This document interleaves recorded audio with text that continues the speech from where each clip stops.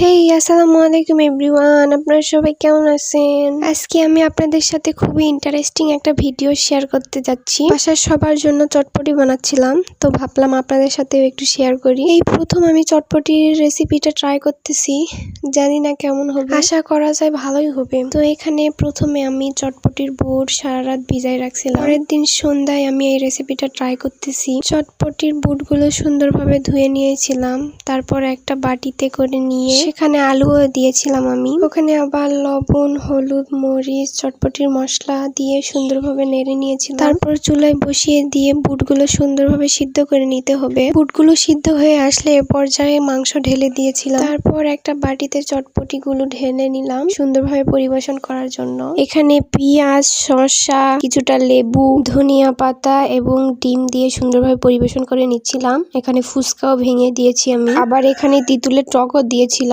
তেঁতুলের টক দেওয়ার কারণে চটপটিটা খেতে অসাধারণ হয়েছিল। বাসার সবাইকে একটা বাড়িতে চটপটি দিয়ে আমিও একটা বাড়িতে সুন্দরভাবে সাজিয়ে নিয়ে গুবুত গুবুত করে খাচ্ছিলাম। আচ্ছা, আজকে তাহলে এখানেই শেষ করতেছি। আপনারা অনেক ভালো থাকবেন। আল্লাহ হাফেজ।